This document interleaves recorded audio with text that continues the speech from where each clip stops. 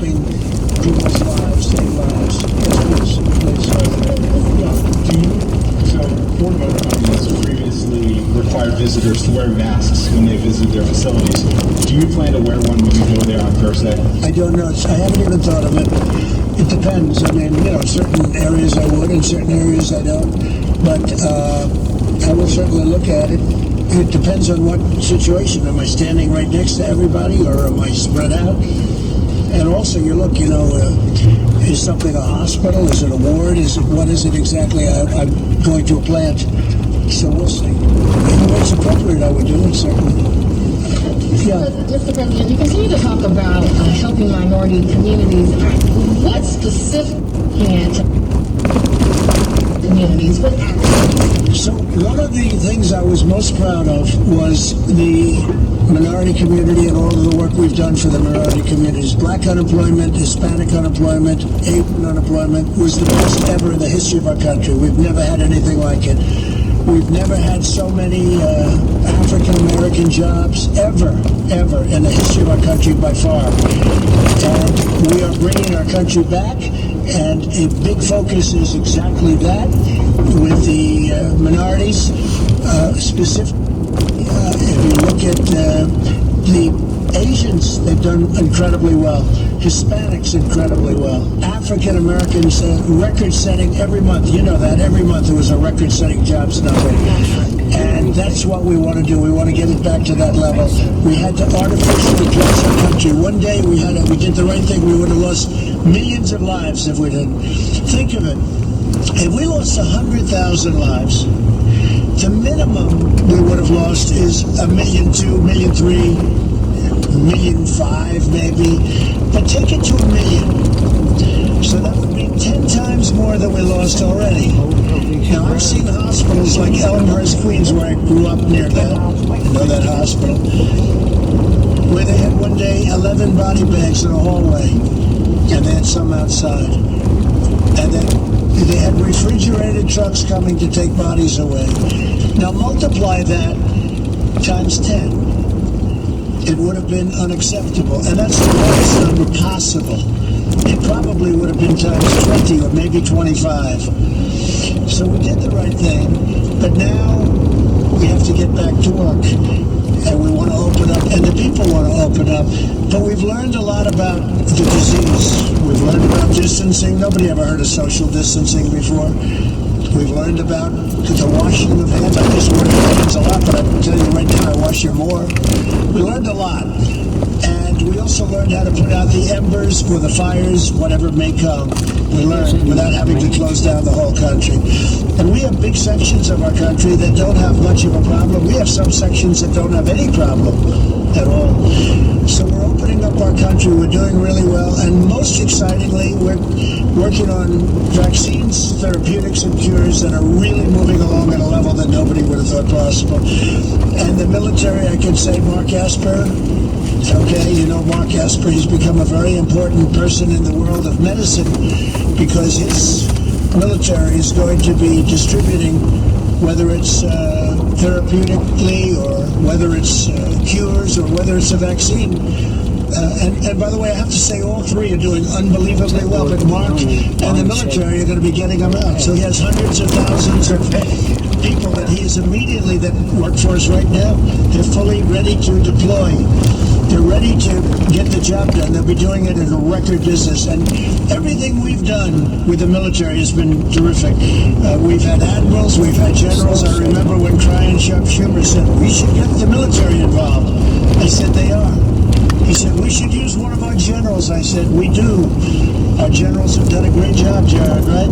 And our admirals have done a good. We had everybody involved. And they are tremendously talented people. And this isn't what they do. They fight. They're great fighters, and they fight. But, the minority communities are really going to be well served. I think we are going to get that right back. And this includes everybody. This includes our whole country, but right back to where it was, which was record-setting numbers. Options right now that you are considering for those communities? Right now, we're opening up areas, and a lot of people are getting jobs. I heard some numbers yesterday that were really incredible. The amount percentage-wise, of the country that opened up so quickly over the last few days. I think you're going to see some very big numbers, and I think next year is going to be an incredible year economically. You can never make up for all of the loss of life. You can never do that. From an economic standpoint, however, next year is going to be, I think it's going to be potentially a great year for us. Yeah. Please. Should not be used outside of a hospital setting or... No, that's not what I was told. No, there was a false study done where they gave it to very sick people, extremely sick people, people that were ready to die. It was given by obviously not friends of the administration. And the people were ready to die. Everybody was old, had bad problems with hearts, diabetes, and everything else you can imagine.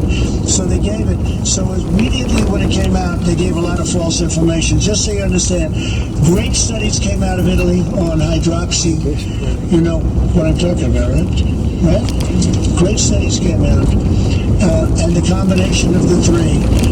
But we had some great studies come out.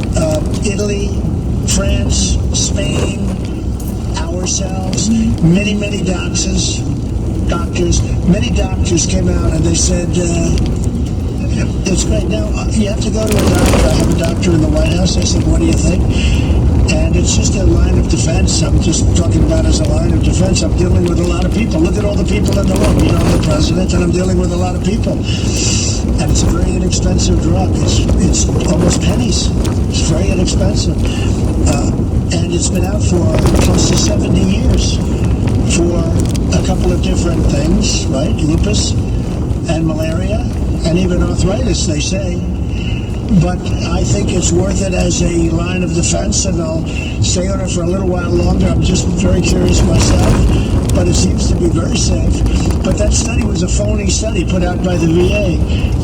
You may want to talk about that. I mean, we could talk about that if anybody wants to, and maybe I'd ask Alex to talk about then. If you would introduce our great talented head of the VA and let him say a couple of words. But that was a phony study, and it's very dangerous to do it. The fact is, people should want to help people, not to make political points. It's really sad when they do that. Go ahead. Yeah, so hydroxychloroquine has been approved by the FDA for decades here in the United States for the treatment of malaria, for the prevention of malaria, treatment of lupus, treatment of rheumatoid arthritis. And the system we have here in the United States that is once a drug has been approved and on the market, a doctor in consultation with a patient may use it for what we call off-label purposes, which are indications that are not yet proven and not yet in the label. And this is the right to try president. He, for the first time, got the historic right to try legislation for experimental therapies, but that applies to our existing regime, which is approved products may be used in the judgment of a physician in consultation with their patient. As the president said, and I'll ask Secretary Wilkie to talk a bit about the VA study. There's been some studies around the use of hydroxychloroquine later in disease progression, but we are still working on some controlled studies earlier in the disease progression to see if we can measure the effectiveness of it in preventing the replication of the virus and spread in mild to moderate cases rather than the more serious. And that data is still pending, but... And it's gotten very good reviews. Very good from many doctors. Many doctors. Secretary, please. Thank you, Mr. President. I want to clear up something that the media has not reported accurately. That was not a VA study. Can you hear him? Because I think it's important you ask the question. That was not. Because I don't even think you're listening. Go ahead. Why don't you listen to him? No, that was not a VA study. Researchers took VA numbers and they did not clinically review them. They were not peer reviewed. They did not even look at what the president just mentioned, the various comorbidities that the patients who were referenced in that study had. I also want to echo what the Secretary of HHS said. The instructions I received from the president were very clear. And that was to preserve and protect life. Those of us who've had a military life, some of us around this table, we've been taking this drug for years. As the president mentioned, the Department of Defense and VA have been using it for 65 years. On any given day, VA uses 42,000 doses of this drug. And what we did when this virus first hit us was to use every means necessary to help preserve life. We believed that the Congress was right, and the President signed legislation to protect life, the right to try. And we did this in consultation not only with the families of those veterans, but we did this in consultation with our doctors under FDA guidelines. So I want to knock down the phony story that this is somehow the VA going back on what the President told us to do, which was to use every means possible to protect and preserve the lives of our veterans. And I think, as the President mentioned, we've seen in many cases across this country. In fact, I was on the news the day that the governor of New York was asking you for tens of thousands of doses. That's right. We are doing everything we can to protect the lives of our veterans, and this is one of the means that we used. Thank you. Hydroxychloroquine is used by thousands and thousands of frontline workers so that hopefully they don't catch this horrible disease or whatever you want to call it. It is a terrible virus. It's a terrible thing. And a lot of people are taking it. A lot of doctors are taking it. A lot of people swear by it. It's gotten a bad reputation only because I'm promoting it. So I'm obviously a very bad promoter. If anybody else were promoting it, they'd say this is the greatest thing ever.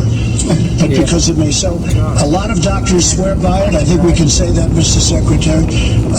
A lot of doctors think it's great. But the one thing that is true, one way or the other, whether you like it or not, it's been around for 7 years. Unbelievably effective for malaria and for lupus, and probably effective for arthritis. And what has been determined is it doesn't harm you. It's a very powerful drug, I guess, but it doesn't harm you.